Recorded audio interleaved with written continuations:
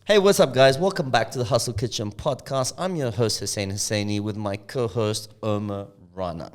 So today we have a special guest, Moe Zainal, who's not only going to talk about exactly what's going on in the cryptocurrency world, but if you're interested in digital marketing, he's worked with the biggest companies in this region.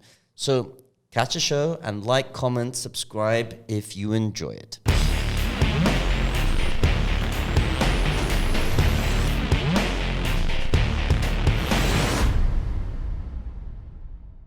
Yo, Mo. Hey. What's up? All good, alhamdulillah. How are you? I'm glad you came, man. Well, I quite wanted to back off, but yeah, I couldn't. I had to show up. You were curious. You were curious. What were you curious about? I was curious, and I was like, on my way here, I was like, what did I have to say yes? Well, we have a lot of questions for you, by the way. Well, looking forward to that. Yeah, I want to know. I keep saying, I'm aware. We both keep saying, I want to know. Yeah. We should stop saying, I want to know. Okay. So tell us about your crypto journey. Why did you even start? All right, this is very interesting. Yeah. I don't know if we can cut usually, right, in between? Yeah, but like we normally because sometimes we rather not to, because we make his job harder. You know what I mean? Sorry, buddy. Because I know sometimes some terms that you don't want to mention, like just go, just be yourself, bro. Yeah, be yourself. So with the pandemic, we were at home, and I was looking at, okay, what are we going to do next? What are we doing next? And I've been following crypto for a while, but not really seriously, because I couldn't understand what crypto is.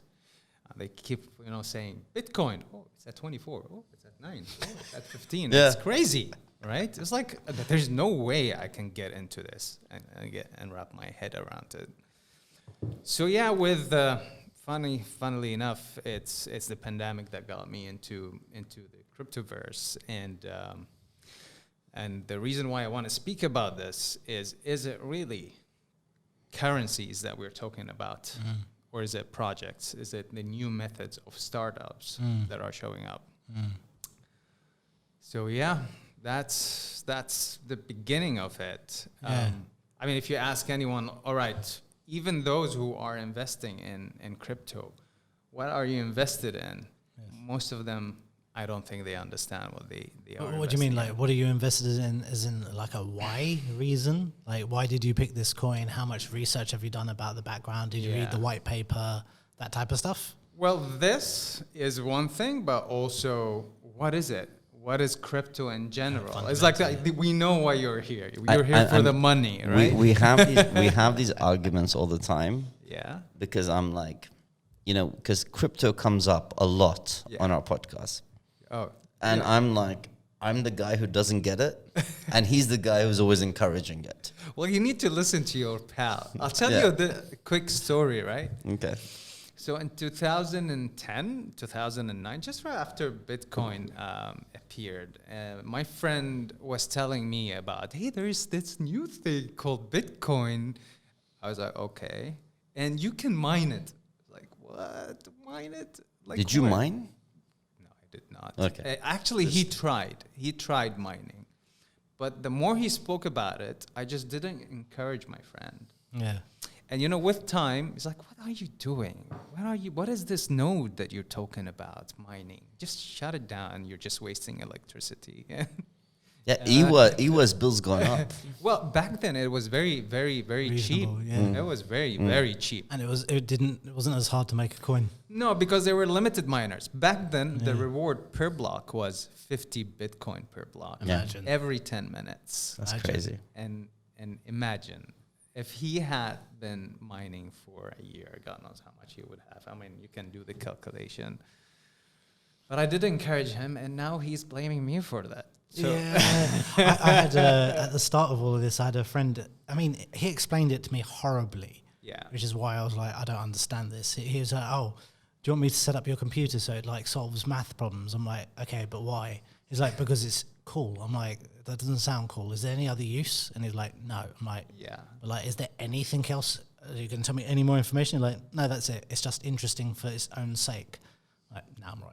Yeah. But if I had said yes, like he was going to set up the whole thing for And me and just Oh do my everything. God, you missed an opportunity. Because he didn't. How he explained it was, it will solve a math problem. I'm like, okay, but is there any other application of this ever foreseeable? He's like, no. You want to know something funny? I have friends in Dubai who are real hustlers. Like they make money from real estate, from other things. Like whatever new opportunity comes, they want to make money from it.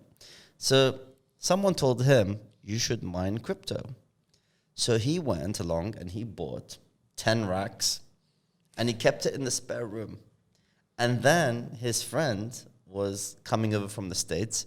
And he's like, yeah, you sure you can stay at my place? I have a spare room. Dude, this guy was like, it's so hot in this room. And he's dying, you know what I mean? And he's like, what the hell is this thing? That was his mining. Mine. Yeah, so it's interesting. Now I feel like there's a level of complexity that I know it has caused me a lot of headache. There's if you want to go really simple, you use something like Rain. But Rain's super limited. Like it feels, people are going to look back at this time from a legal perspective and see, was there coercion? Does that count as advice? And things like that. I'm sure you're going to cover a bunch of these. But a lot of the coins that you want to get, it's hard to get verified on those platforms. They're not available if you're here. And that's a whole other thing. And like I was telling you on the way in about Pancake Swap. Ah, yes. Like, oh man, that took me a hot minute to work out. That was not easy. I think a lot of our audience don't know what a pancake swap this is what I'm hoping our young man here will educate us. Floor is yours. Okay, so we're jumping ahead here, but Pancake Swap is a decentralized kind of an exchange where you can swap tokens, but this doesn't sit on Ethereum. I believe Pancake Swap sits on the Binance chain. It does. Binance Smart Chain. So it's a way to exchange. I'll verify that data, but that's how I remember it because that's where Pancake Swap came in. I'm not very familiar with the Binance Smart Chain ecosystem, but let's roll back a bit, right? Yeah. So let's start with Bitcoin. Bitcoin was founded in 2009 by a guy called Satoshi Nakamoto. Who no one knows who that is. Sorry, how old were you in 2009? Let's put this in relative terms for us all. How old are you? Oh, shit. All right, so now I'm 40, exactly 40. I'm 38. So we're about the same. Yeah. You're 41 now? What year is it? Yeah. I celebrated your birthday like 2 weeks ago. So what, 12 years No, ago? wait, 41, yeah. Yeah. So we're all about the same. You look way younger. What's the secret? Being Pakistani. Brill cream. Being Pakistani is a great secret. The two Persians here. Balding, Getting there, Yeah. And not having children. That is a thing. I found time and again, if you see someone who's older and they don't look that old, they don't have kids. I think that's the magic. Makes trick. sense. Yeah, Makes sense. Yeah. Yeah, not just the white beard, but the hair as Yeah. well. Yeah. So 2009, you would have been what? Well, what, 12 years ago you're talking about? So 30? 28? 28. 28. Yeah. 28. Okay, Yeah. so 28. The world was your oyster. 28. Yeah, 28. Bitcoin. I don't know. I can't remember what was I doing and when I was 20. Oh, busy with cars, maybe. I'm trying to get my next car, and maybe it was a Camaro. I remember you, actually. I had a Camaro You were before that. transitioning from the marketing thing to car photography. That was your transition period. That's quite the transition. Maybe. But as a hobby. As a hobby. It was a hobby. Hobby. You have to know that I started as a technical person. I was an IT administrator. I was an IT guy with programming and technical skills. And in 2007, I got the opportunity to move into marketing to handle the website project because I had an experience with web where I used to, if you remember, back in the day, Flash and ActionScript. I was an interactive designer. I created interfaces. And that gave me a lot of leverage into, let's say, marketing and digital marketing because I understood the web better because that's where I spent most of my time reading and understanding, okay, what is this? What is programming? And I learned everything online and on the web. So yeah, that's it. Now, coming back to the Bitcoin part, 2009, Satoshi Nakamoto, no one knows who he is. There are theories that he could be a group of people or individuals. There are a lot of theories on the internet. And So it's not Tupac. not Tupac. Tupac. Wait, you heard theories about that? Yes. And he posted on a forum back then online. He said, well, I came up with this P2P, peer-to-peer e-cash system called Bitcoin. And he released a white paper. And he said, if you want to join in, go ahead and download the node and start mining. And that is the story. So moving forward, the price went up. Now, you would be asking, why is the price going up, right? There are a lot of reasons, but mainly speculation. People speculate the price. But again, okay, why is the price going up? What is it really tied to? Now, if you think of it, there will ever be, I think, around 21 million Bitcoins to be mined and circulated in the system. A huge percentage of this will be lost forever because people will send it to the wrong addresses. People will lose the keys. You've heard stories of people. We've had a lot of stories like that. It's your own keys. You are your own bank. That's it. So, but also you need to understand. You're telling me miners. What do they really get, and how does the reward system work? So. Miners, you remember, we said that, earlier miners used to get 50 Bitcoin per block every 10 minutes. And every 4 years, Bitcoin goes through the halving, in which the rewards get cut by half. It's built into the protocol itself. So every year's the miners' rewards get slashed into half. Naturally, what happens? The price should go up to cover up for the costs of the mining. And that's where the speculation happens. And that's when the bull run, I can see a bull over there, the bull run starts, and that would raise all the assets up right now. That when you have the Ethereum, you have the... In an ordinary course of things. Yes, so you have a bull run, everything goes up, the prices goes like crazy. If the Bitcoin does, I don't know, if it did 50 or 100% in this run, can't remember. Yeah, it was 9,000. It did kind of 6x. Yeah. Some coins that are altcoins did 1,000%, did 12,000% in some point. It's crazy, right? So that's the story of Bitcoin. Okay, Mo, I gotta ask you. Sure. How many Bitcoins did you buy before? Like, are you a Bitcoin millionaire now because of this? No, I'm not really. So that's why. I'm really curious about this. Are you an early investor who became a Bitcoin millionaire? I am not really early if you think of it. I only started in 2020. What was the price Uh, when you first invested? around 8,000. It's like 60,000 now. I know. Are you still in? Not into Bitcoin, unfortunately. You sold. Well, the Bitcoin part, yes. You know, Man, you know that could have been a millionaire now. I know someone whose cousin had Bitcoin, and then there was a point where you couldn't use it for anything, Yeah. and the price was just kind of staying around the same. Yeah. You bought a pizza with one. Yeah. I mean, that was the trend, right? Because Imagine you buying a pizza. That was 60. So you sold. the first guy, okay, don't judge me here. Look not judging. Look up the story. Look up the story. He bought the most expensive pizza. Of course, it wasn't expensive back then, but if you count it today's money, it's millions. Yeah. It's crazy, Yeah. right? So this is Bitcoin. But in 2015 to 2015, Vitalik Buterin, who's a cryptographic, I think, or the Ethereum founder, came up with that idea of the Ethereum, along with Dr. Gavin Wood and Charles Hoskinson. These are two guys who are known in the field. And they launched the Ethereum project. I wouldn't call it the coin, but the Ethereum project. Yeah.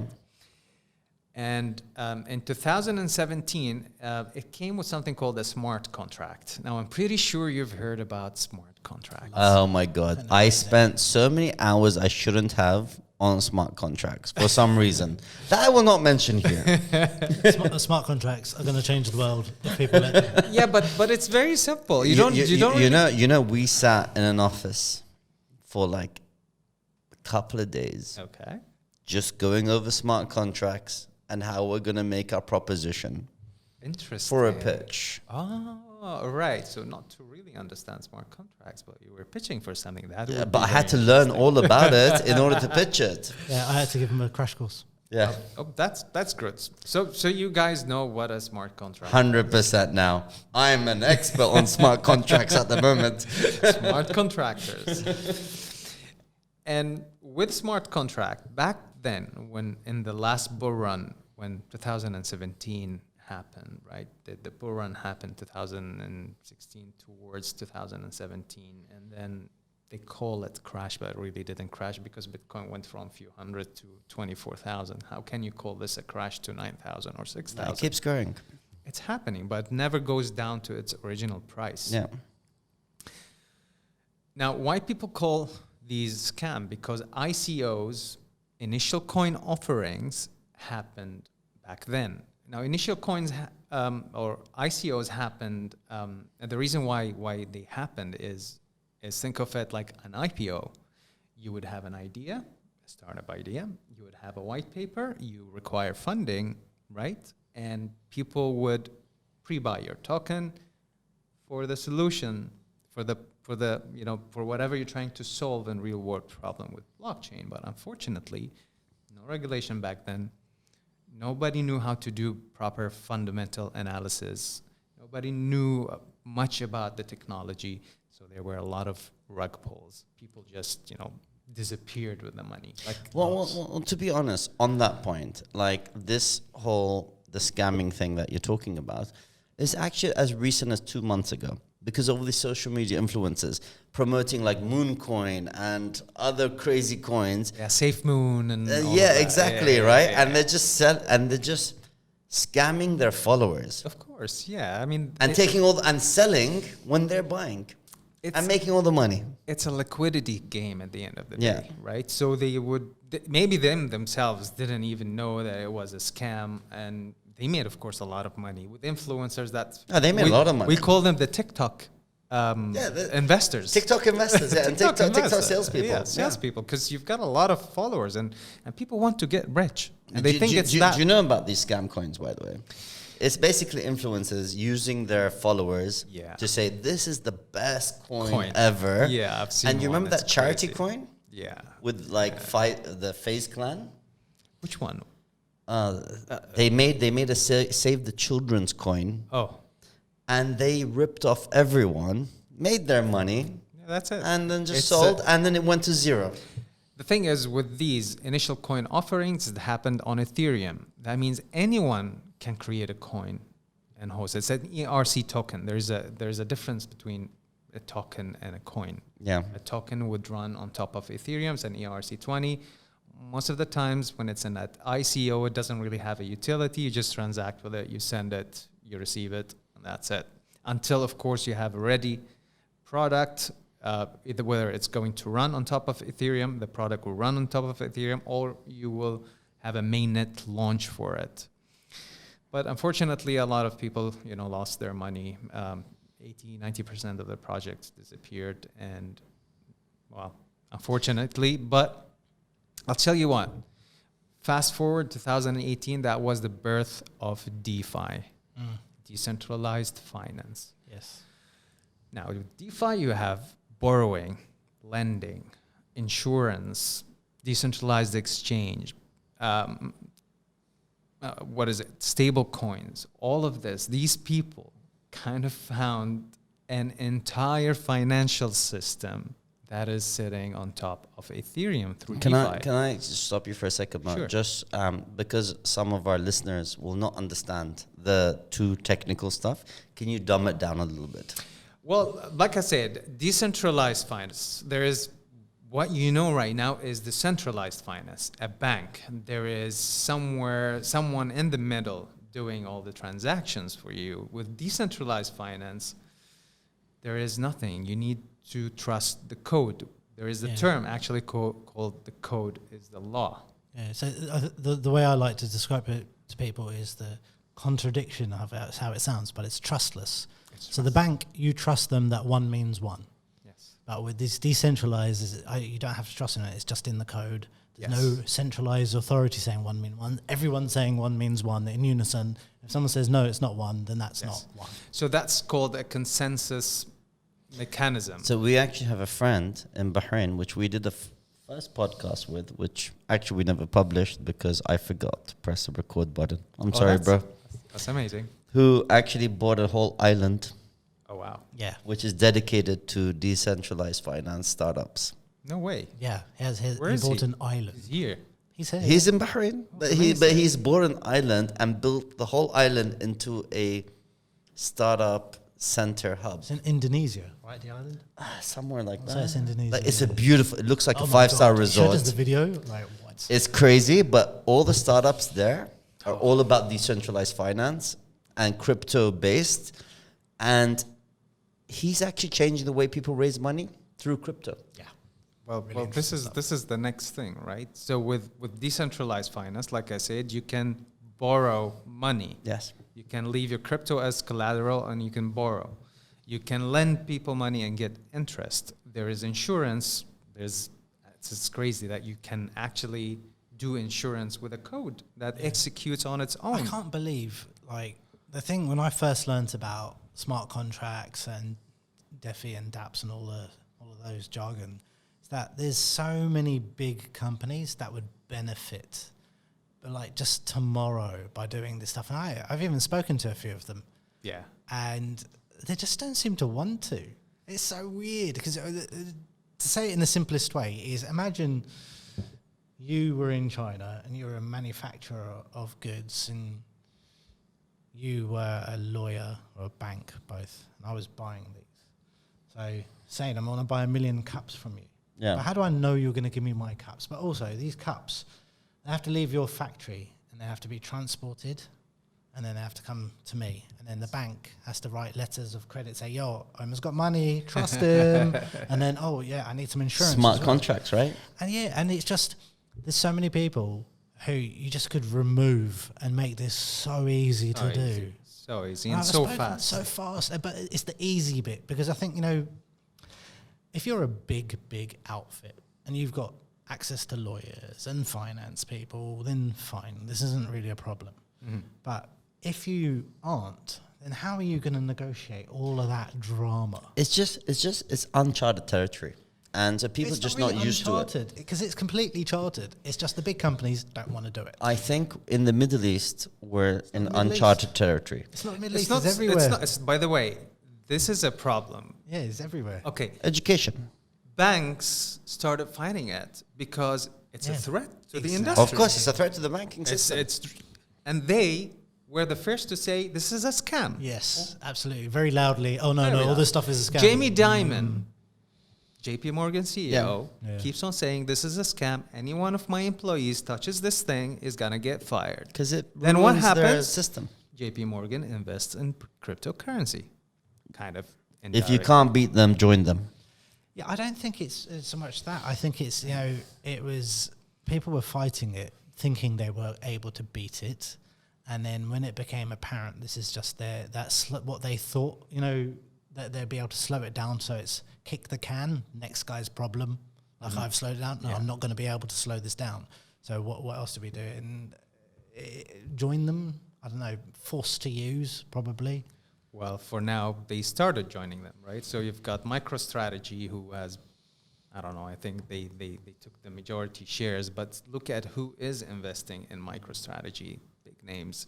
You've got PayPal, who are into... They're accepting Bitcoin. So Tesla did and then removed it and then is adding it Well, again. they're making it available for their customers. Yeah. Visa, unlike MasterCard, was allowing their customers to buy and sell, I think, crypto. But Visa's now... an actually- interesting one What do you think their CR is? How would you describe Visa as a business? What are they? It's a financial institution. Yeah, it's not a technology company. It is, huh? Yeah. Interesting. Is it? Yeah. No way. I don't know that. Yeah, I could double check it, but I'm pretty sure by describing yourself as a technology company, there's a bunch of laws you don't need to follow. Interesting. Of course, you don't have to report back to. Yeah, All right, I don't Mo. think Visa's a technology company. Yeah. There's a few of these big people. I want to like wind up the Bitco side or the crypto side. Sorry, give me your final statements on crypto Well, I'm gonna get there. that you'd like to share. Well, is it really? Do you still think this is a currency when you have all this financial system? In 2020, less than 10 billion were locked in the DeFi system. Today, you have over 100 billion locked in the DeFi system. Supply chains are using chains like VeChain to track their shipment. BMW is using VeChain to prevent odometer tampering. You've got Cardano. You've heard about Cardano with Charles Hoskinson. They are banking the unbanked in Africa using their product, Atala Prism, in which they are onboarding digital IDs for people who didn't have banks, who didn't have IDs. So it's crazy. Now, quickly, I'm just going to go through this quickly. Sure. You've seen the video that Mark Zuckerberg released recently Which one? about metaverse, Or the new? the new company. The new mother company. Yeah. Now, why is this relevant to crypto? You need to see the video to understand. I don't know if you've seen the video. I but haven't watched the video personally. You need to watch it because he tried to launch his own coin, but with regulations they say. I remember that they blocked him. Yeah, they blocked. Well, they said you He's can't. too big. He's too no, big to it's that. it's about you can't keep your customers' data safe. How are you going to launch? Like before the crypto, he wanted to make his own payment wallet method, and Yeah. they blocked that as well. Yeah, and now he launched the wallet part, right? And now they changed the the name to Facebook, from Facebook to Metaverse. And when I started watching the video, I was like, oh my God, what is happening? It is actually happening. This is his way into the Metaverse, into NFTs. And I think you've heard Oh my about God. He conquered the real world. Yeah. Now he's going to own a version, because owning a digital world, it's like there's a million digital worlds, but it's just the same way you could have a million social media platforms. But when you've got the biggest digital world, then you kind of won. Yes, exactly. The entire movements right now is moving towards metaverse. My son is on metaverses, by the way. You would see them play Minecraft. You'd see them on Roblox, and they really care about how they look in terms of characters and in terms of what they own. Have you seen the companies that get paid like hundreds of thousands to build Minecraft buildings for companies? Hundreds of thousands. Oh my God. That's all they do. Yeah. is they've I got never design understood experience. why my sons love like Minecraft, like because it reminds me of the 1980s. We've got pixels, and I was like, why would you like that? But they love it. They love it. The interaction part. They love how they look. Now, there's one topic, of course. We always limited ourselves with the interface. Back in the 90s, we limited ourselves. Well, it's the internet with a modem. It's the internet with a modem. How is it going to change our lives? And some people say the internet will not take over the facts. In fact, it changed our lives. It changed the way we watch videos, in the entertainment industry, the payment, the way we work, everything else. Yes. Everything has changed. But now we need to think about the metaverse the same way. We're not thinking about the interface. I think he showed Kate the glasses. So a quick addendum to what you're saying about Facebook changing its name to Meta. So it's not like the app is changing its name. No, I think they are very much forward thinking. Yeah, so it's like, when Google made its mother company Alphabet. Yes. So the mother company. Yeah. Do you know why, by the is way? Meta. Because Facebook is being sued across the world they wanted to make a corporate company metaverse saying, hey, we're not Facebook. I'm not sure if it's that That's simple. that's just the big blue app. No, I'm not sure it's that simple. I feel like it's legal cases. In any event, it's just when you hear a lot of headlines saying Facebook's changing, I think people are like, oh, is the app going to change the phone? No. The mother company is Meta. Well, I didn't really look at it this way, but maybe you might be right. But the thing is, it's the vision that Mark's he is the mother company. Yeah, well, he has this vision. I think he's looking ahead 10, 20 years. Like I said, we're limiting ourselves with the interfaces. Back then in the 90s, when the internet was here with the modem, and we said, well, it's not going to take over the fax. And it took over our lives. It's literally everywhere. Your TV, your refrigerator, IoT, your car, everything is connected right now. So, in the future, I think the interface might not just be the glasses that he is proposing. It could be a neurotransmitter that transmits signals into your brain and receive signals into your brain. I think maybe you should lay out some of that video on this so people understand what we're talking about in terms of metaverses. Now, speaking of which, another company called, Audi, obviously, but called Elrond or Eagle, they are changing the way people commute. Okay, maybe not the drivers because we don't want them to crash, but the passengers get to experience the metaverse while they're sitting in the back. They are actually interacting with a 3D metaverse. They wear these glasses. And they start, looking at, oh wow, these are the dinosaur styles. That's awesome. As if they're when they are, driving, it's the same kind of path, but it's different. It's a different world. You have the space program. You have the dinosaurs, Jurassic Park program, which perfectly comes in back to what you were saying about the thing I mentioned. That's why Mark Zuckerberg wants to own the Meta universe. Because imagine that experience now. How many different realities? You've taken an ordinary commute and you've made money from it. Not just from the driver, the petrol, but the passengers are now paying for a commute. And they've got all these different options. And someone's making money from passengers on a commute where you never made money before on that. Well, and now that there's this whole millions and millions of versions of reality that people will experience. Your kids, teenagers, your old people, everybody. Like nobody understood the internet when it first arrived. Nobody thought, you could make a lot of money. Look at it now. Yeah, this is so far ahead of where we are now in terms of experiencing life. I think was there a program called Tomorrow's World when you guys were growing up? We're roughly the same age, but this might have just been in England. I don't remember watching that show. No. So basically, it was a bunch of people roughly our age at that time, and they'd be like, "Guess what's happening tomorrow?" And they'd be like saying, "Oh, here's the future." Like 1960s predicting in 2000s. What I would really like to see is someone predicting 20 years from now. That's crazy. What would a journey to work look like? That would be a crazy prediction, by the way. That is a crazy prediction. That would be nice to watch because Mark Zuckerberg was showing us in the metaverse how you would actually commute to a workplace within the metaverse. I honestly believe 20 years from now, 40 years from now, the world's just virtual reality. You're not even leaving your house. 20 years, Everything is weather goggle, and just do your work. He doesn't know.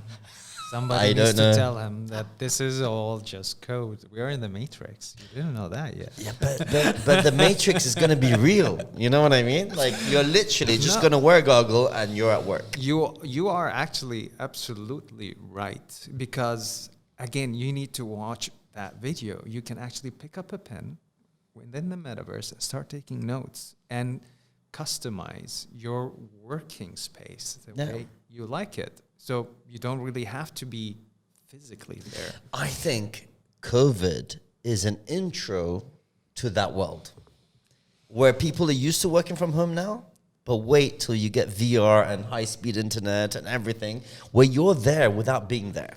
Well, it's eventually happening, in my opinion. It is. I think, the greatest hurdle to all of this, and I think because yeah, a few companies stand to make bajillions of dollars. But then what happens to the non-bajillionaires? Because how are you going to earn money? I was watching some videos over the weekend for my soon-to-be mother-in-law, and she has a tailoring business. I was talking to her about automation. She's doing really well, and I want to scale up her business. So I started looking at what are the options for automation in the tailoring industry.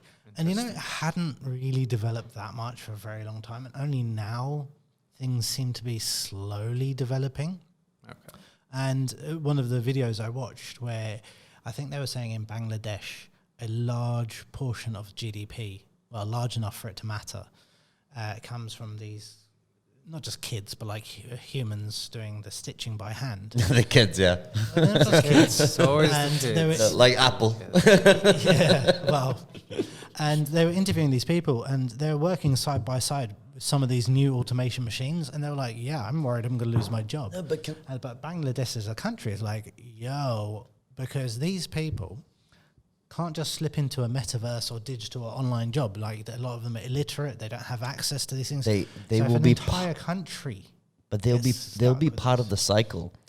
They're What does going to that be in the metaverse without being in the metaverse, as in the tech companies are going to use these factories in Bangladesh that you're talking about to do the back end work. These are unskilled laborers. But no, okay. I'm talking about the people doing the stitching. So imagine there's like millions of people doing this who don't have the access to education or funds or living situation to just give cheap them, labor. yeah, so they can't do anything in the metaverse. So what's going to happen when entire countries can't jump into what that means? So there's going to be this weird moment in time where this exists, and that gap is going to broaden. No, It's but gonna what broaden I'm like saying crazy. is these tech companies still need human labor in order to fulfill the tech service. Not this And human these labor. are the companies you say in Bangladesh, No, whatever, mate, who are the human That's labor not, of it's that. different labor. It's different labor. How can a seamstress do code in the metaverse who can't They're read? not doing code. So what are they? They're doing the labor. All right, What's the I'll labor? tell you what, guys. I think you're both are right in your argument. But hear me out. We keep on forgetting that, maybe, yes, they don't have the capabilities, but they might have access to the internet. No, a lot of these people don't. That's what I was watching these videos. They just don't have access. Maybe over time. Right now, maybe it's not. But we've seen... No, man. Mark Zuckerberg's trying to fix this with his balloons. balloons. With the balloons, you know what I mean? I'm sorry, but I find look, I'm using Bangladesh purely because I was watching those tailoring videos. Yeah. But there's a great majority, and I think it is majority of human beings who are going to be like, okay, I had a job that fundamentally doesn't exist because supermarkets now don't need a human. Of course. They don't need anyone in there. Robots is doing the whole job. Now, food is being cooked by robots. I've seen those machines as well, and they In run Japan. everything. China. And Japan. Yeah, no, but there's different. I'm talking about like you can have Sushi restaurants with no humans. yeah, but I'm talking about like cuisine Really Yeah. cooked by like real food. tons of robots, fresh, really good as well. So now you've got a lot of delivery robots, you've got shopping robots, you've got order at home robots. Yeah, there's going to be a lot of unemployed people. What are they going to do? Who's solving that problem? This is a very interesting topic, and you've touched on one thing about the education part, and I know that there will always be a gap, and someone somewhere hopefully will be able to come up with a solution or look forward. You think someone somewhere, like one person? This is a tough topic. by This the is way. a very It's tough a tough topic. topic. I'll tell you why. I've seen projects on blockchain right now. We spoke about Cardano and how they are solving and how they are banking the unbanked using blockchain, and they call them DIDs, digital identities. But that part of Africa as well are quite tech savvy, by the way. They have somewhat access to the internet through just phones. Yahoo boys, Nigeria. Then yeah, They were poor people, by the way, who scammed the world. yeah. They have the internet cafes. Again, but you're not tackling the. I say you're not, like you have to solve this now. I mean, I can't. I need to think about it. Just give me 5 months. The reason Let me raise some ICOs, camp people around. The reason I bring it up because I think there needs to be a lot more discourse on this topic, and because it's a lot easier to think it's somebody else's problem. I know. It's always someone else's problem, right? And I think, there's a lot of problems. Because I grew up in the West and now I live in the Middle East. So I've heard the narrative differences. And often it feels like this is a West problem. A lot of these things, green technology, water desalination, there's a West problem. We'll just buy it off them. But this is a problem that's going to impact us all in our lifetime. Not the next one, kicking it down in our lifetime. This is happening. With how fast it's happening, yes. Yes, exactly. So Absolutely your children, because you both have kids, this is more poignant to both of you. Your children, what kind of world would they walk into for employment? See, the thing is with our children in the Middle East, let's say, versus like poorer countries in Africa or the Southeast, they're brought up on the internet. They understand the internet. So they're kind of already being trained and skilled in that somewhat yes. mindset. It depends from one. It depends from one person to another, and you're absolutely right. And this is a question: is our education system relevant anymore? That's a good question. And, that's actually a good question. You touched on it so really nicely when you said you learned all this stuff on the internet. That wasn't you studying somewhere. You taught yourself. I taught myself, yeah. I taught everything I learned. Your success of where you are, you just said it. Everything you learned and the success you've made today didn't come from a formal education. That's very interesting. Omar, this is a great segue because you want to touch up on something? Well, one more thing about the education, because this is very relevant. Relevant. I can't even relevant. Yes, relevant. Because this is very relevant. The education system, I don't see it advanced enough or relevant enough right now. So what are you doing about it? So with my kid, yes. The technology will continue evolving. The technology will keep on shifting. Yes, I learned programming. Maybe my dad, when I was a kid, I remember him dropping me to, you remember the QBasic, trying to... Oh, I was a master at QBasic. Yeah, it was fun. The first time I interacted with that in the 80s, oh my God, what is this line of codes? All of that just to print this stupid little thing. And it was complex. I didn't understand it back then, but that helped me kind of, understand code as I grew up. You know what? Honestly, I want to give a shout out to my cousins and my uncle, because I used to hate him for making me do so much homework in summer holidays, but they taught me QBasic, which led me to learn programming, which led me to build my business. Yeah. So seriously, shout out. Shout out for them first. That's great. But that's again very interesting. Is it about learning coding? Yes, coding can maybe help you understand the logic. It's also going to be obsolete in a few years. Maybe because. Yeah. But it's a way of thinking. It's not about the language. A lot of ways of thinking. And I'm going to come down to this point. I signed up my son to a school called, not a school. It's like a 2 hours program per week called Synthesis. It's a synthesis school. It started in SpaceX as a school for, I think, the employees of SpaceX. Is this the Elon Musk school for his kids? Ad Astra kind of a thing. The Ad Astra was? Yeah. Oh, wow. So Synthesis kind of was born from there. And what they are teaching the kids is critical thinking and problem solving. Yes. It's not about coding. It's not about science. It's about critical thinking. They are encouraging them to, they're kind of grouping them, and they give them assignments in games like gamification, right? They need to solve the problem in that game with each other. I wish I had this growing up. So naturally,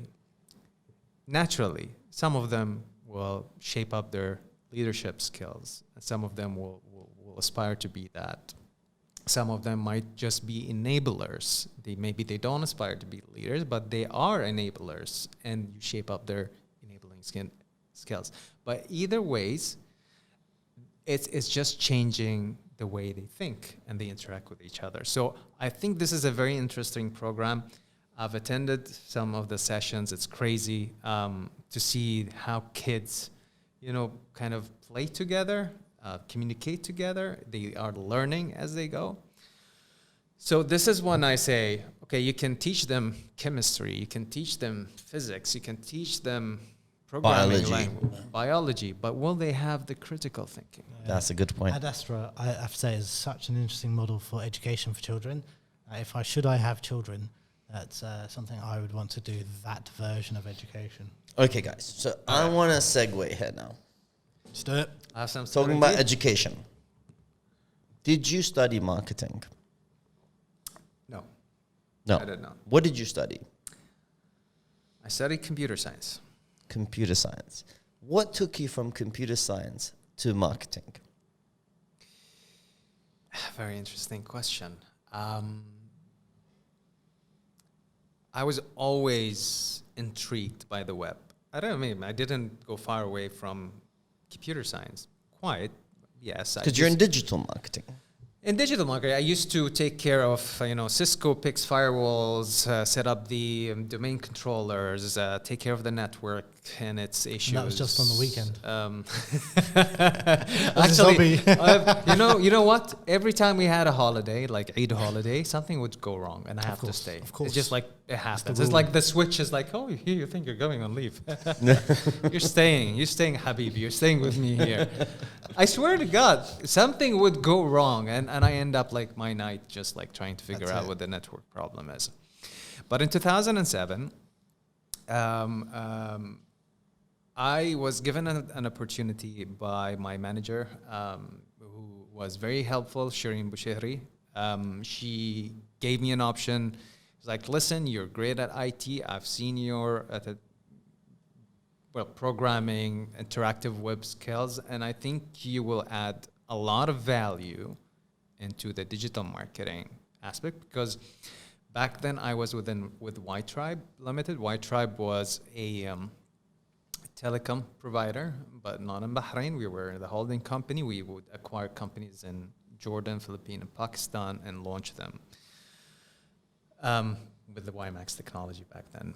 But yeah, they all wanted to, they wanted to have the corporate website. They wanted to have the OpCos website. They wanted to, back then there wasn't really Twitter. I think, Twitter just was about to start up. There was Facebook, there was advertising, there was analytics. It was the start of it. I was like, you know what? Let's just go for that, right? I think I had my, enough share in the IT sphere, and I think it was a bit boring. This is more exciting. This is very dynamic. This is very like shifting so fast. Let me just jump and see. Was it a hard decision, or like this was obvious? Well, it took me about a day. It was like IT. Okay, I had enough with this PBX, telephone systems, firewalls. Let me try something else. If I may, I've got a very funny story about networking. Not funny story, but I heard a very funny story about networking, and it's a very dry topic. So you're thinking, what's this funny story? Mm-hmm. So I was very fortunate. I think I've mentioned this before. I got a bunch of training from Amazon when they set up here, but like from the leadership of Amazon. And I met this guy, and his job was Master of Disaster. You ever heard that job title? Master of Disaster. Is that a title? That's a job title. That's a really cool title to have, by the way. Like, hey guys, I'm the Master of Disaster. That's amazing. Disaster, yeah. So it immediately catches your attention. What does this Master of Disaster do? So his job was to like make sure data centers like worked. So he told me this story. I wasn't the only one who told this story to. Day one of his job, he's walked into a data center and he's just started pulling out cables. Just from random places. Because Amazon works in a beautiful way, if you understand it well. Like things, the easiest way to describe it is it self-heals.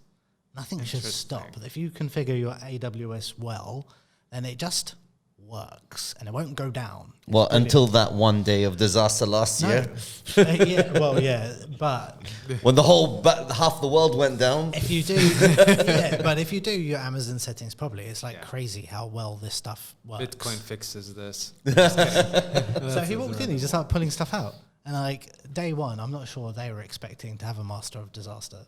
Yeah. So they were like, you know, we appreciate what you did, but maybe don't, like, we see there's things we can do, but maybe don't go around pulling out wires next time without telling us. Because I don't think he told anyone. He just walked in there and like, no, master of I am disaster. master of disaster. Let me do That's that. so funny. I'm certified to do that. Yeah. You know? So you went from Y Tribe Yes. to Viva STC now. in STC. Yeah. It must be a lot of pressure being the head of. Were you head of digital marketing? Or were you I just digital wasn't. I marketing? was actually an executive back then. Okay. But digital really had a kind of limited visibility, and they wanted me to set up that department given I understood what digital was. What did the job entail? Like, because a lot of people own small agencies and they imagine themselves being an agency for someone like SEC. Tell us, like, realistically, what does a job in SEC in digital marketing entail? Well, back then, I'll tell you, because keep in mind, Instagram wasn't there Okay. yet. Twitter was about there, but the adoption of social media overall was quite low. And believe it or not, and simply because back then there weren't really smartphones. There was BlackBerry. This is the BlackBerry days. BlackBerry. That gives a nice context to it. But really, think about it. 10 years ago, BlackBerry days, Facebook was around. Yes. Facebook was around. Yeah. Yes, but really, was it the same experience that you're having desktop. right now? And BBM. BBM and desktop. Think about it. 10 years ago. That was 10 years, about 10, 11. Emails. Yeah, 10, 11 years ago. Yeah. STC, Viva, did not have a data plan. No one actually did back then. Okay. No one did. The only plan was available was, the compression thing that you got from RAM. Yeah. BlackBerry RAM. And so I need you to have this in perspective. Sure. So, social media was not really adopted, and people were just thinking website. So back then it was all about, okay, I am here. They had this very terrible website with a very terrible CMS that I think was, I can't even the license of that, I think it was IBM Sphere. I was like, why would you build this on IBM? It was built like old Dinosaur stuff. The way even I had to update, I had to write code, HTML code. To why send is there something. a CMS? So can we just tell people what a CMS is, for those who don't know? CMS is a content management system that enables you to log into a website, create pages, create posts, and CMS has grown so much. And you had to know HTML back in the day with a text editor. Exactly. So what you've just described is you've got a portal on where you're supposed to update the site, but instead you're having to write code to update the site. If you want to have bold font or spaces. I hated. Okay, I don't hate code, but most of the product pages had tables. Ugh. And you know how to code tables. I It's know a how to pain. code It's a tables, pain yeah. in It's the worst. the neck. Yeah. It's so bad. It's just like you had to write that code. Yeah. Anyway. TD, TH. I Exactly. remember those days. And back then, WordPress 2006, well, it has been a while for WordPress, but I didn't think it was the right platform for what we were trying to for do. security. It was still early.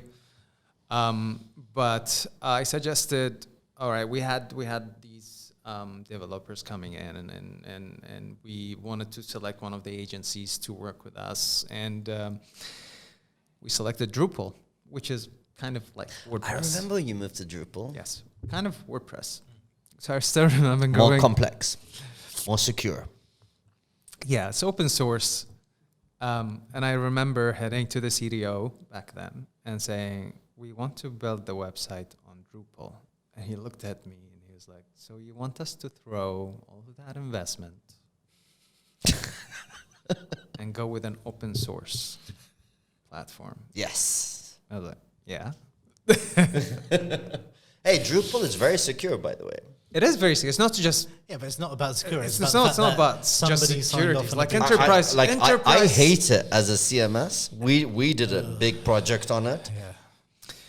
Yeah. But it's very secure. I can't even remember what I was coding on. Was it Oracle? Was it? It's just like it wasn't logical to me. You know, at the end of the day, we wanted something more robust that we can work with, and Drupal made sense back then because it was, well, I wouldn't say about security. Every system is only 99% secure. Sure. But there are ways that you can make it more secure. So we dropped the system, and then we had like a very nice, cool website that you can update the page with click, and then you go into the rich text editor and type in the content, copy paste the content, not write code. So yeah, that was the earlier time, and responsive websites didn't exist yet. I remember when I was pitching responsive websites. It was a new thing. It was a new People thing. still don't have responsive websites. I was on one the other day. No, not in those days. No, I'm talking about now. I went on some guy's website. I'm like, God, No I can't way. read this on my phone. Are you actually having a non-responsive website? Yeah, some dude. It was like the other day. I'm like, Thanks why? to Twitter, actually, who came up with Twitter Bootstrap 5 or 6 Twitter right Bootstrap, now. change the world. It started with Twitter back then. So a few years later, we revamped, and we still stuck on Drupal, which was still great. But marketing evolved. Social media came into the picture, and we had to come up with, okay, what are we going to do with social? How are we going to use Instagram, Facebook? Are we going to use Twitter? And with all of that, I was also managing a lot of, I wouldn't say a lot of other things, but the SMS was a part of my duty somehow because I'm the digital guy. He does computers, make him do it. Yeah, but exactly, it's like, who would be the most appropriate? Anything tech related. The problem with, this is the problem, because every time you say digital, oh, he's a digital guy. Give him the intranet. Yeah, I often have clients or colleagues even just say, "Oh, you're doing this. You're the digital person. Do this." I'm like, it's like, sure, your understanding of my abilities. Sorry, I'm not going to fix your computer. I'm a digital marketer. Yeah, but that is the thing. But it gives you experience. Well, it does, but there is a difference between, I would say, a digital service versus digital marketing. Well, now with growth hacking, kinda. We overlap at the end of the day. And that's what I do as a growth hacker. There's a mix of the technical and the marketing together. Yeah, I mean, it pays up me having the technical background, because I always bridged the gap between IT and marketing. It was easier for me to understand the language. We understood each other. It's just like that. There you go. Okay, you know how to do that. Here's the access. Just do it yourself. Literally. Yeah. So, STC was a great experience, by the way. I mean, you did really well. Yes. I'm just gonna comment on the digital marketing side. Yeah. Compared to Betelco and Viva, I noticed STC was doing a lot better. Alhamdulillah. Back then, I don't think each of them had a dedicated digital person. They had some part of it. Yes, people were looking after digital. But with, again, the technical aspect of it, the amount of time I put into understanding new platform, how to approach content, and I think people back then didn't understand it's a content-driven. You say back then, but even now, like, I won't name the company, but major telecoms. We have only 3. Yeah, exactly. One out of 3. Who said it was in this country? I never said it was in this country. You guys just assumed. I said a major telecom. My business is in multiple countries. Okay. Yeah. All right. It's not this country. The one in South Africa. And region. No, I've worked in many countries. Yeah. So, as I was saying, this telecom could be anywhere. Yes. It could be. It could be anywhere. Yes. So they I invited feel like me- it's in Nigeria. So they invited me in to talk about beneficiary lifecycle marketing in not a educational way, just what's my strategy.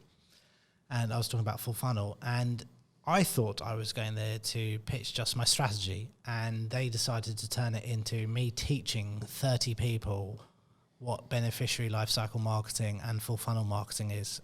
Impromptu during my thing, they're like, okay, can you just wait a minute here? Instead of it being a pitch to 5 people, let's bring everybody over, and then you explain to them what this stuff is for free. Okay, so my guess now is not STC, because if he was there, that would I would not be the would case. have recognized him. It would have. He would have recognized it. So it's probably the Nigerian company. That I was thinking So about. even now, like, there's not many people know what full No. funnel is, what beneficiary life cycle is. So I'll tell you what, they are too busy. Okay, how can I put this? they're too busy remembering. Whichever way you yesterday's want. world. Well, They're remembering yesterday's world. They're like, oh, okay, if nobody talks about the real marketing, well, none of us will have to do any work. maybe I can touch point about some pain points that I've been through the marketing experience. Number one is when you talk about digital marketing, it's social media. That's and it. It's not social media. If you tell me it is social media one more time, if you call me the Twitter guy, I will kill you. Okay. Because that happened. People think digital marketing is social media. That's it. Just It's post on not. Instagram, bro. Just post on Wait, it's Instagram. not? No, I know it's not. I'm being sarcastic. Am I? Oh, some people might not understand that.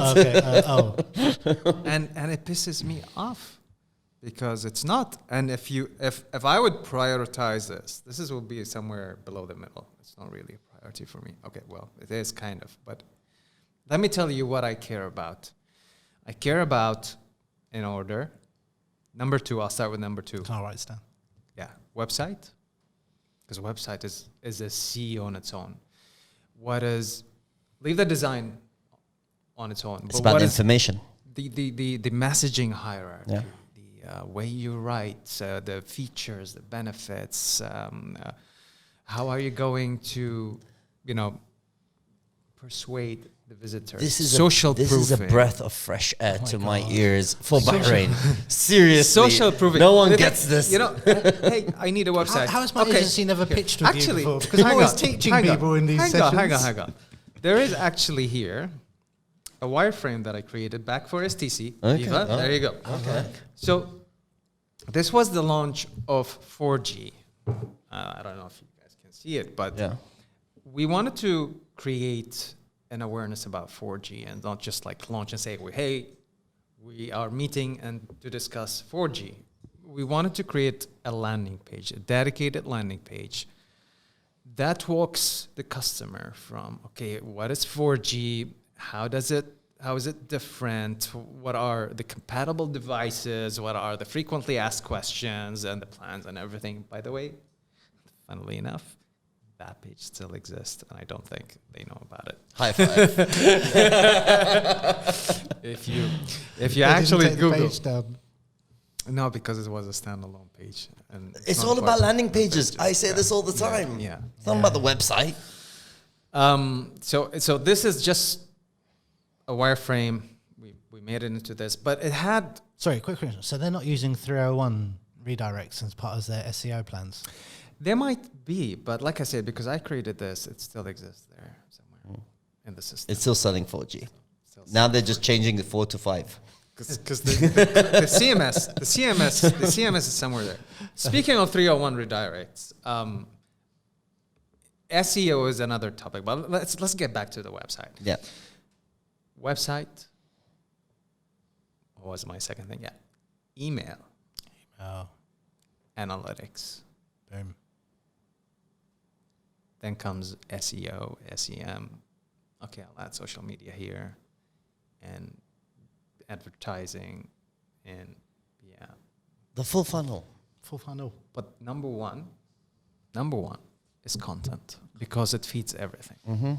So having a proper content strategy is very essential, whether it's for the web, whether it's for SEO, whether it's for social. It will feed the entire ecosystem or the system of your strategy. Turns the wheel. The funnel. The funnel. Yeah.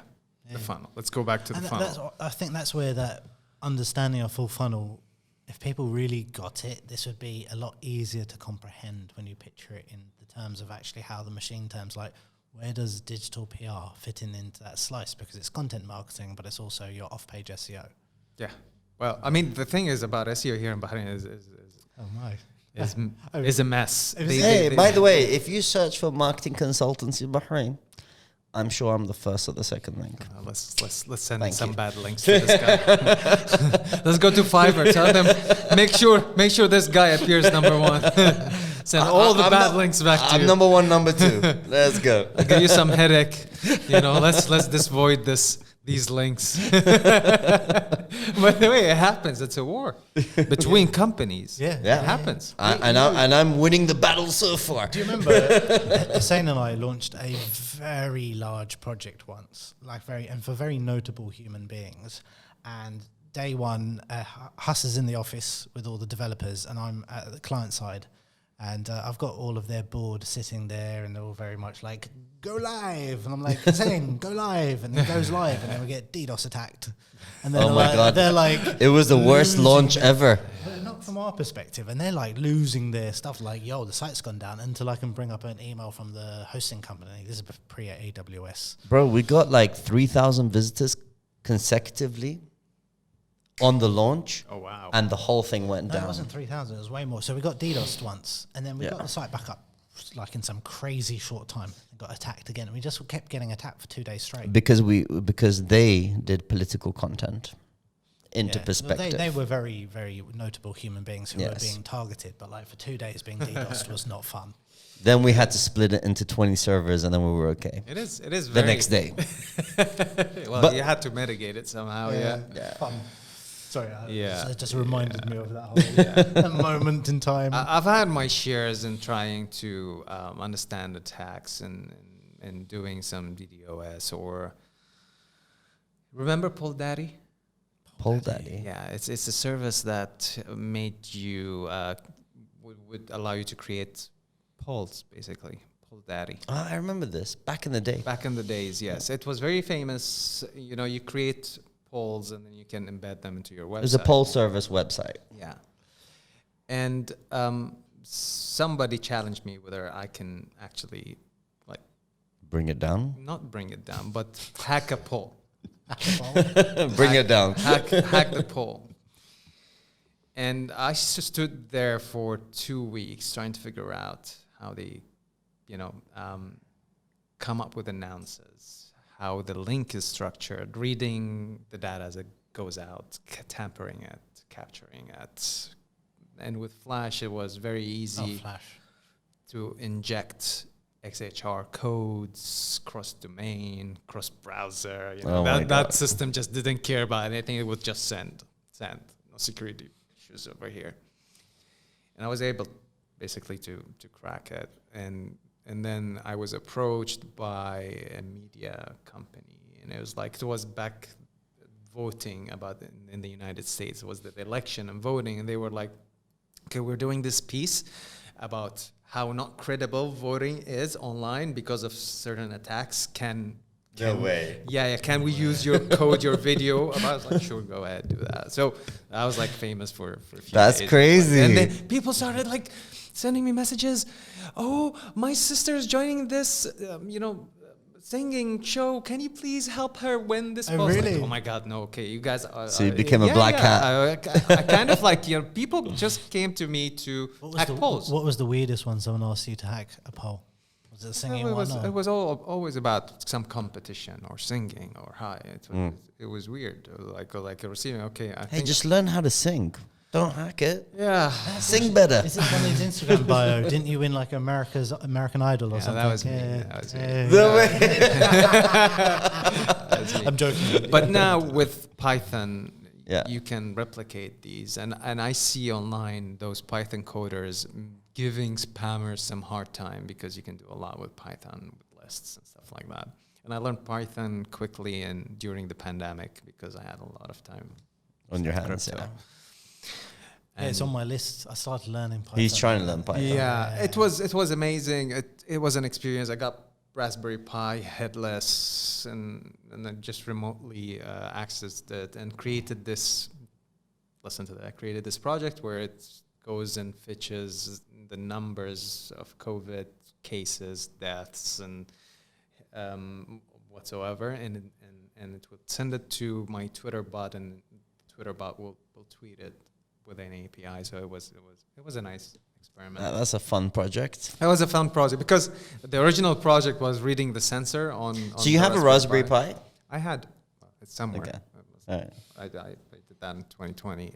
It was first a sensor that would read the temperature of the room, and then it would tweet it. Yeah. It's silly, but Yeah. you know, it was fun. I would know that the AC was on Yeah. or not. So yeah, that's it. And you can tell that, you know, I was kind of I like to tamper with things. I like to experience and when I got infected with Oh, you got infected? Verona Cyrus. Yeah, Verona Cyrus. With Yeah. Verona Cyrus last year and on my birthday. On your birthday. It was 2 days before my birthday. I still remember that because I was looking at the ceiling all the time. And the first 3 days were hard, but you know, it starts, you know, to ease up. Mm. Then I had a lot of time. I'm staying in a room like this. Hey, you're a healthy guy. I'm trying to be. You look like one anyway. I used to smoke, but I quit. But yeah, Yeah. thanks. And I was like, okay, what am I gonna do for the next 6 days? I finished the internet. Yeah, I almost finished the internet. Watch all of YouTube. I watched already. all the YouTube, all the Netflix, and what am I gonna do next? And I was like, you know what? Let's start with gaming. Mm. Let's do something that I like. I miss Flash and ActionScript, and I found this game maker studio that used scripting language to create a game. And I created my first silly game on that in that 6 days. It's just to learn or relearn, kind of just keep that Yeah. Keep yourself fresh. exactly that mind roll. And I do that every year, by the way. I do like enroll into a program or you know, learn something new just to keep this brain like active. Yeah. So yeah, back to STC and Viva and marketing. I had a lot of fun and a lot of experience. They were very supportive back then as well. We had Leon Luted, who was the CEO, who was very, very supportive. Okay, you guys want to do this? Let's do it this way. That's fine. Here's the budget. Let's just roll. And I had amazing bosses, Nizar and Samr Sheikh and the rest of the team. It was an amazing experience. Bear in mind, it was like a startup back then. It was a startup, if you think about it. We were a very small team. Things just moved so fast. It's amazing. You grew. We grew. You did well. Yeah. Online. Alhamdulillah. Alhamdulillah. That was amazing. And then from 9 years of telecom experience to the EDB, that was quite a shift. Yeah. Like, oh, wow, that's... Why'd you jump? Did my sister interview you? I think she did. Iman? Yes, she did. She's in She HR did. over there. So what made you leave telecoms? Sorry? What made you leave telecoms? It was time for a change. I was 9 years in telecoms between White Tribe and STC, and I got the opportunity to move into the EDB, and EDB was like a school. It's a different school, the EDB back then. It's more corporate. It was corporate, yes. It was more corporate. It was a different life cycle. You know, okay, we're kind of promoting Bahrain, right? It's an IPA. We're trying to bring in the investment. So it's not like, hey, got $1 million. Yeah. Let's invest, right? It doesn't work this way. People won't come to you on social media and say, yes, I will do this, and let's do it. So I'm very interested in this. What was the digital target or challenge for EDB when you're working there? It is Well, for us, when we started again, you have to understand where we were. We started from scratch. So we looked at the assets. We sat with stakeholders. So this is the first thing that I do when I go somewhere new. Understanding who the stakeholders are. Absolutely. Got to build those personas. Know who you're talking to. Exactly. Who are you going to talk to?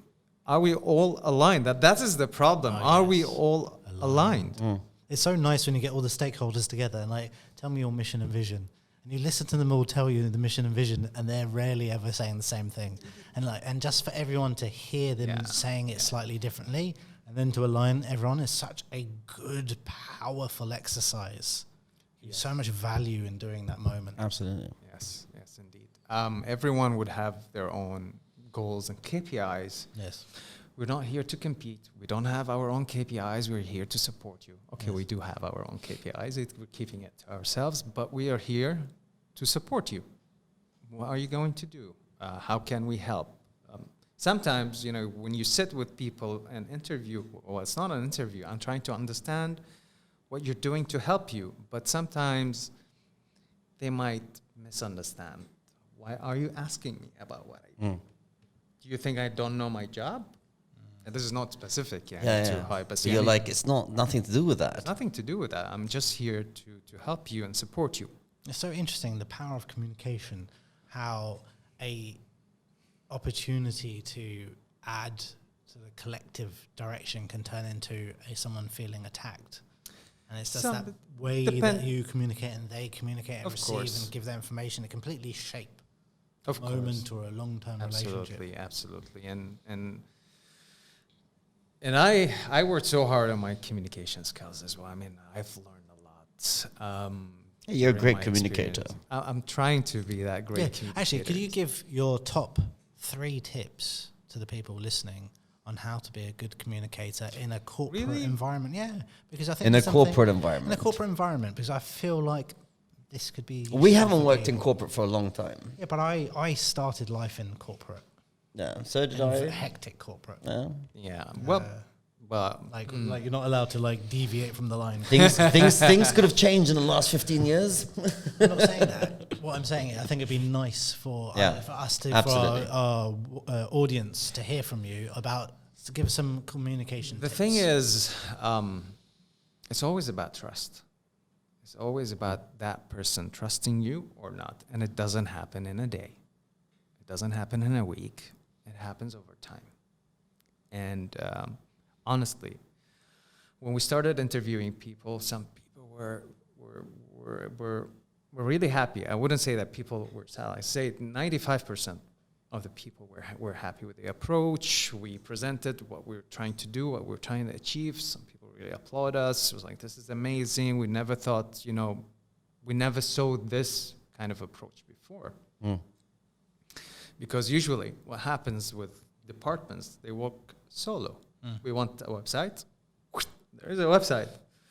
Right, but we are the stakeholders. We need to be a part of this.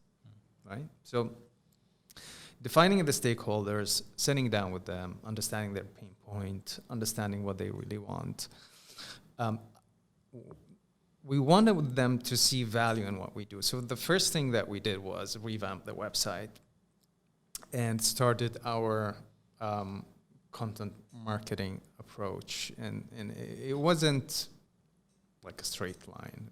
We had to experiment with few things.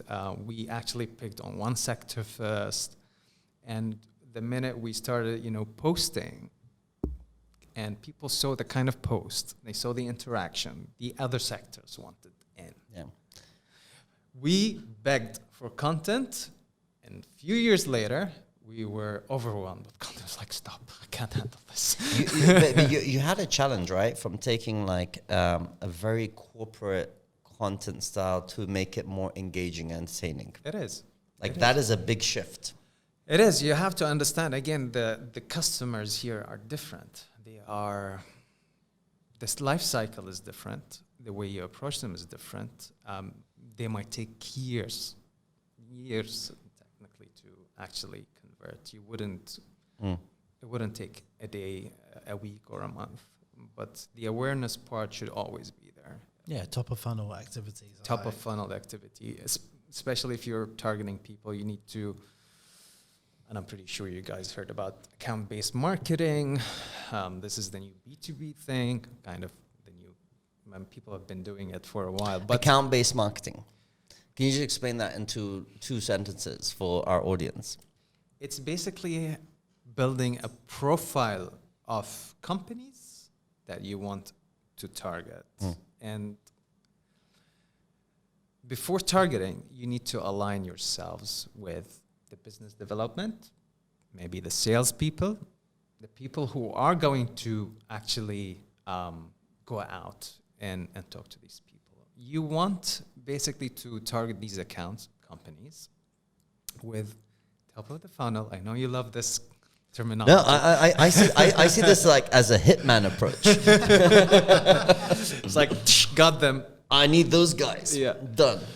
Yeah. So you target people with that content, and you kind of over time, you know, when you find some interaction, and there are a lot of technologies right now to understand your. You know, when I say analytics, I doesn't just like say analytics. What happens is, oh, you want analytics? Here's Google. Here's Google Analytics. We installed the code. Okay, did you configure it properly? Yeah. Did you filter it out? Yeah. Did you create segments? Did you create... By the way, that is one of the most difficult things that people don't understand. How to actually, like, for example, even on an e-commerce level, measuring the sales that actually happen and seeing the dollar numbers, that's not easy to configure, by the way. It's not easy.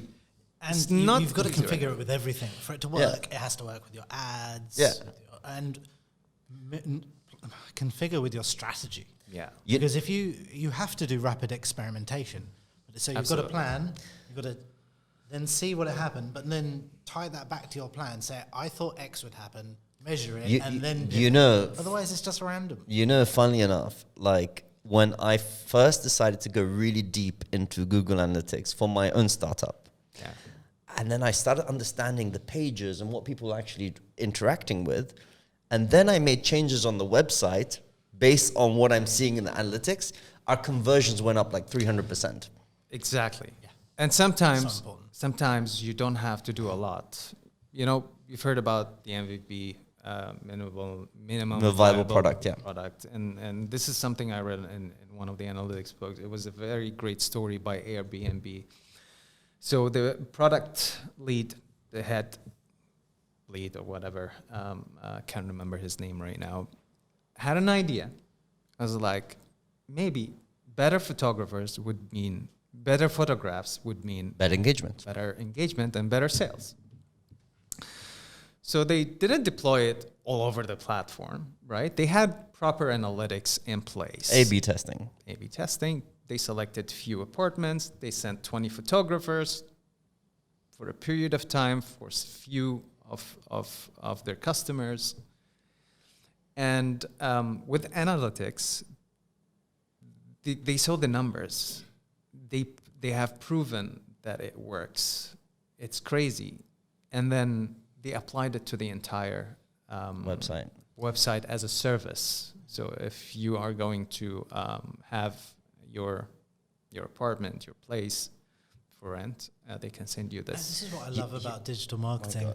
You can actually prove your point. It's all scientific. It's scientific. Like look, I'm telling you, like, so for example, in my case study with my own startup, I notice people visit specific pages a lot and then they disappear. Then I'm like, well, that's because the deals are expired. Why didn't I just show them the active deals on the same page? And boom, we blew up. Wow. Yeah, I love this because it's not just, it definitely is stuff like that, but you can use it with actual visual content marketing too. Yeah. And I've been in competitions with the larger businesses in the Gulf. They typically own many of the brands of the same type of segment. So they'll put their agencies on the competition. They'll have brand A that sells a thing and brand B that's the same thing but under a different name. And they'll own all of these companies. And we've gone up in competitions across the region Right, well, you're all selling fundamentally the same product. You've all got roughly the same budget. Let's see who does better. And whenever I've been in these things, I'm like, I demand a high five when I win. And I make them give me the high five afterwards because that visual content is so important. By the way, Omar, do you remember years ago, like 10 years ago, maybe 8 years ago, we've been working together for a long time. MashaAllah. When he started talking about heat maps, and no one really knew what heat maps were. Yeah.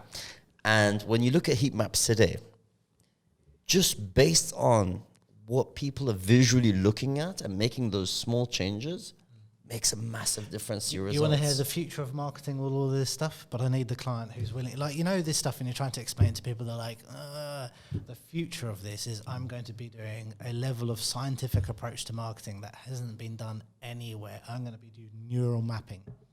Oh, that's interesting. Yeah, but I'm looking for a client who's willing to pay for actual neural mapping results. That's behavioral analytics. All right, well, I got to stop this conversation here.